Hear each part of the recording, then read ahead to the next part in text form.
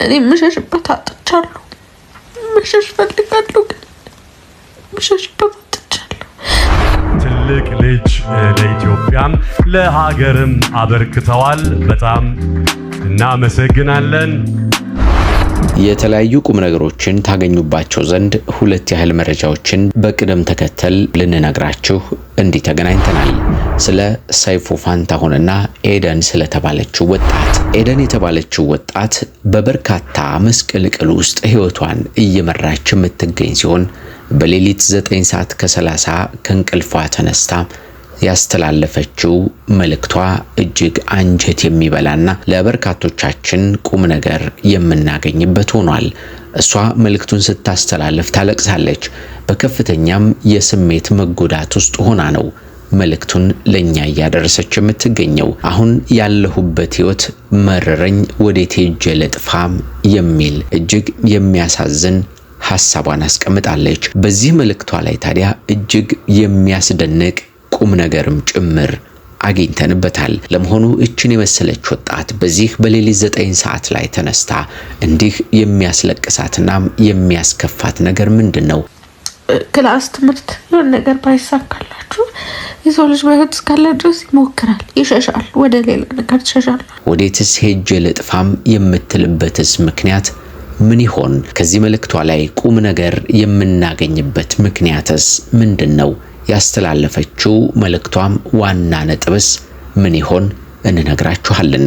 በሁለተኛው መረጃችን እጅግ አስደናቂና አስገራሚ የሆነው የሰይፉ ፋንታሁንን ሰርፕራይዝ የሚመለከት ነው። ከሰሞኑ ሰይፉ ፋንታሁን በጓደኞቹ በወዳጆቹና በቤተሰቦቹ ልዩ የሆነ ሰርፕራይዝ ገጥሞታል። አሁን ጸጉሩ ሸሽቶ መላጣው መለያ ሆኗል። በዚህ ሰርፕራይዝ ላይ በርካቶች የተለያዩ ንግግሮችን አድርገዋል። ወዳጆቹም የሚያስደንቅ ደብዳቤያቸውንም ጭምር አድርሰው ተመልክተናል። በመድረኩ ላይ እናቱ ወደ ፕሮግራሙ ሲገቡ ሰይፉም የሆነውንና የተፈጠረውን ነገርም እንዲሁ እናሳያቸዋለን። ለመሆኑ ወዳጆቹና ጓደኞቹም ያስተላለፉለት የላኩለት የደስታ ደብዳቤስ ምን ይመስላል? ሁሉንም በዝርዝር እንነግራችኋለን። ከዚህ በተጨማሪ በርካታ ጓደኞቹ ስለ ሰይፉ ሲመሰክሩና መልካምነቱን ሲናገሩ ባለቤቱ እንባዋ ሲወርድም ተመልክተናል። ያስለቀሳት ነገርስ ምንድነው? ሁሉንም በዚህ ፕሮግራም ላይ እንነግራችኋለን።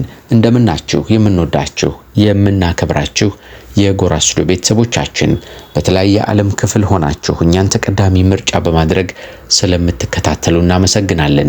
ቻናላችን ወቅታዊ፣ ማህበራዊ፣ አዝናኝና አስተማሪ ሆኑ ልዩ ልዩ ታሪኮችን እየዳሰሰ ወደ እናንተ ውድ ተመልካቾች የሚያቀርብ ሚዲያችን ነው። በዛሬው ዝግጅታችን ኤደንንና እንዲሁም ሰይፉ ፋንታሁንን የሚመለከቱ ሁለት ልዩ ፕሮግራሞችን አዘጋጅተናል። ጌታቸው በላይ አብሬያችሁ ቆያለሁ። እስከ መጨረሻው ከኛ ጋር ሆኑም።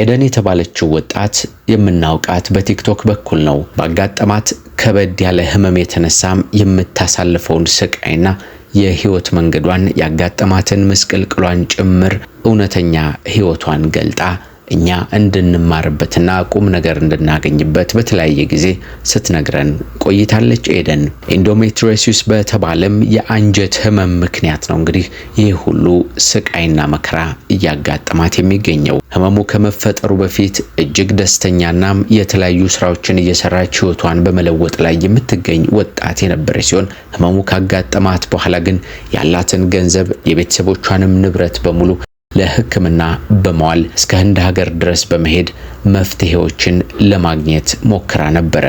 ነገሩ ግን አልተሳካም። በመጨረሻም ሀገር ውስጥ ስታደርገው የነበረው ክትትል ከዚህ የተሻለ ነገር ስለሚያስፈልገው እንደገና ወደ አውሮፓ ሀገር ለመሄድ መንገድ ላይ እንደነበረች እናስታውሳለን። በዚህም በርካቶቻችን ድጋፍ እያደረግን ልጅቷ እንድትታከምና የተሻለ ህክምና እንድታገኝ ብዙ ሰዎች ሲጥሩ ነበርም። ይህ ባለበት ሁኔታ ታዲያ ሌሊት 9 ሰዓት ከ30 የተቀረጸ እጅግ አንጀት የሚያላውስ ቪዲዮ በቲክቶክ አካውንቷ በኩል አጋርታለች። እስኪ እንመልከተው። እዚህ ጋር አንድ ጓደኛችሁ ቢያስቀይማችሁ ቢከብድም ሌላ ጓደኛ ታገኙበታላችሁ አይደል? ክላስ ትምህርት የሆነ ነገር ባይሳካላችሁ የሰው ልጅ በህይወት እስካለ ድረስ ይሞክራል፣ ይሸሻል፣ ወደ ሌላ ነገር ትሸሻላችሁ፣ ሌላ ትምህርት ትማራላችሁ፣ ሌላ እናንተ የሚሆንላችሁን ነገር ታረጋላችሁ። ስራም እንደዛው። ጤና ማጣትን ወዴት ነው የምትሸሹት?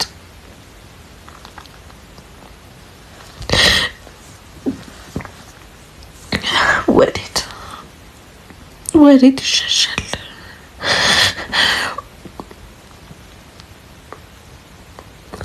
መሄድበት ኖሮኝ ብር ብዬ በጠፋው።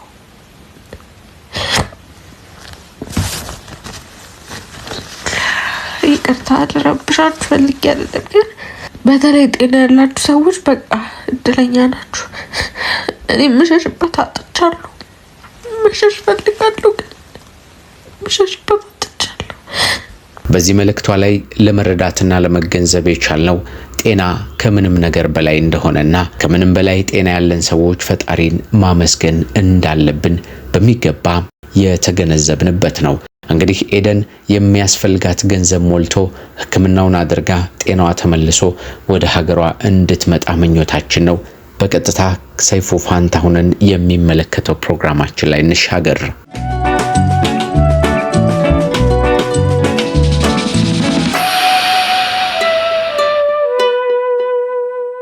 ሰይፉ ፋንታሁን በአሜሪካን ሀገር በተደረገ ሽልማት ላይ ከፍተኛ እውቅናና ደስ የሚያሰኝ ቆይታ እንዳደረገ እናስታውሳለን። ይህንንም አስመልክቶ ወደ ሀገሩ ከመጣ በኋላ ወዳጆቹና ጓደኞቹ ኮሚቴ አዋቅረው የደስታ እንዲሁም የማመስገኛ ፕሮግራም አዘጋጅተውለታል። ታዲያም ከሰሞኑ ጓደኞቹ ሽር ጉድ ሲሉም የሰነበቱበትን ፕሮግራም ለሱና ለቤተሰቡ እንዲሁም ለወዳጆቹ ለአድናቂዎቹ በሙሉ ለማድረስ በፕሮግራሙ ላይ ተገኙም። ሁሉም እንግዳ ወደ ዝግጅቱ ከገባ በኋላ አንዲት ሴት ግን ወደ መሰናዶው መምጣት ስላለባት ዝግጅታቸውን አበቁ።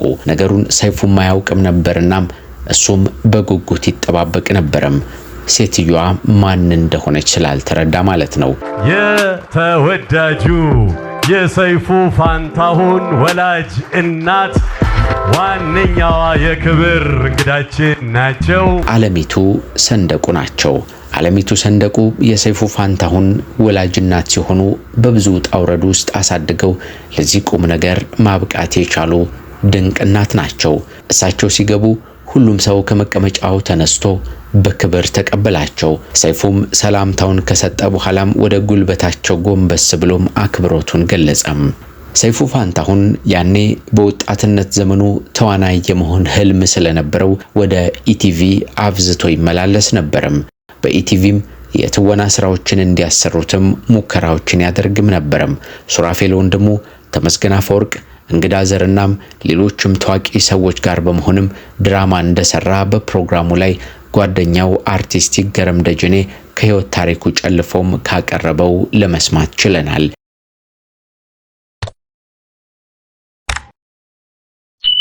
ከዚያም አስከትሎ ሆሊውድ ጋዜጣን መሰረተ ከጓደኞቹ ጋር በመሆን ማለት ነው።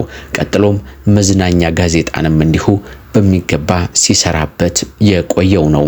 እንዲህ እያለ በሚዲያው ዘርፍ ከፍተኛ አበርክቶ ካደረገ በኋላም ወደ ብሮድካስት ሚዲያ በመምጣት በተለይ በሬዲዮ በኩል ከፍተኛ አገልግሎት ሲያደርግ ቆይቷል። በመዝናኛው ኢንዱስትሪ ከፍተኛ የሚዲያ ሽፋን በመስጠትም በርካቶች በተለያየ ኪነጥበብ ስራ ላይ እውቅና እንዲያገኙና ለኪነጥበቡም የራሱን አበርክቶ አሻራም ማሳረፍ የቻለም ታላቅ ሰው መሆኑም በመድረኩ ላይ ተመስክሮለታል። ሰይፉ ፋንታሁን እንደምታውቁት ከምንም በላይ ስሙ ሲነሳ አብሮ የሚነሳው ነገር ለጋስነቱና ደግነቱ ነው። መቄዶንያ በሰይፉ ፋንታሁን አማካኝነት 10 ተጨማሪ ቅርንጫፎች መክፈት እንደቻለ ቢኒያም በለጠ መስክሮለታል። በየዓመቱ ከስፖርት ከስነ ጥበብና ከስራ ፈጠራ ዘርፎች ለማህበረሰባቸው ላበረከቱት አስተዋጽኦና ለውጥ ላደረጉትም የላቀ ተሳትፎ ከየዘርፉ ተመርጠው የሚሸለሙ የአፍሪካ ኢምፓክት አዋርድ መድረክ ላይ የዘንድሮው የ2025 ዓመተ ምህረት ተሸላሚ የነበረው ሰይፉ ፋንታሁን ከአሜሪካን ሀገር የተቀበለውን ሽልማቱንም ለመቄዶንያም የአረጋውያንና የአእምሮ ህሙማን መርጃ ማዕከል እንዲሰጥለትም በጠየቀው መሰረትም አራራይ የሙዚቀኞች መረዳጃ ማህበር፣ ኢቢኤስ ቴሌቪዥን እንዲሁም ሌሎች በጋራ ባደረጉት ዝግጅትና የእውቅና የእንኳን ደስ ያለ ፕሮግራም ላይ ሽልማቱን ለመቄዶንያም አስረክቧል። ይህንንም ሽልማት የተቀበለው የመቄዶንያ መስራች የሆነው ቢኒያም በለጠም ታዲያ መቄዶንያ ከዚህ ቀደም 44 ቅርንጫፎች የነበሩት ሲሆን ሰይፉ ፋንታሁን ባደረጋቸው የገቢ ማሰባሰቢያ ፕሮግራሞች በኋላ ግን ሌሎች 10 ቅርንጫፎችን ለመክፈት እንደተቻለም ቢኒያም ይናገራል። እንዲህ እንዲሆን ያስቻለን ደግሞ ከፈጣሪ በታች ሰይፉ ነውና በአረጋውያኑና በአእምሮ ህሙማን ስም ማመስገን እፈልጋለሁ በማለት ነው ሐሳቡን ያስቀመጠው።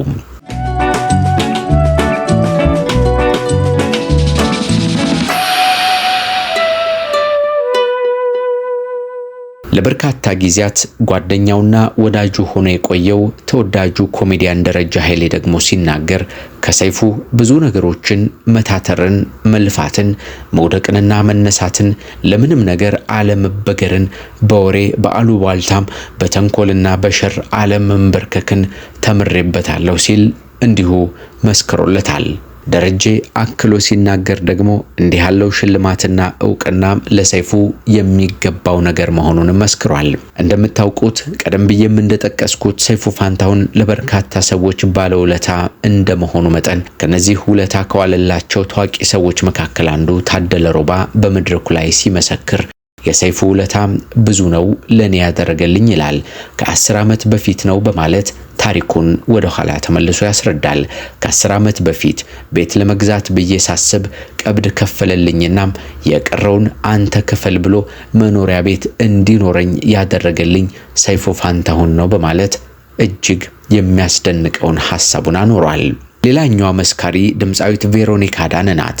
ያኔ ገና ጀማሪ ናት ሳይል እኔን ሳይንቀኝ ለኔ አሁን ላለሁበት ቦታም ላለሁበት መድረስ ሁሉ ከፈጣሪ በታች ከፍተኛ አስተዋጽኦ ካደረጉልኝ ጥቂት ግለሰቦች መካከል አንዱ ሰይፉ ነው ስትል ትናገራለች። በነበረው የክብር ሽልማትም በመገኘቴ ላይ ደግሞ እጅግ በጣም ደስተኛ ነኝ። እንኳን ደስ ያለህ እናትህን፣ ባለቤትህንና ልጆችን በአጠቃላይ ቤተሰብህን እንዲሁም ሀገርህን ኢትዮጵያን ጭምር እግዚአብሔር ይጠብቅልህ፣ አብዝተን እንወድሃለን የሚል መልእክቷን ነው ቬሮኒካ ያስቀመጠችው።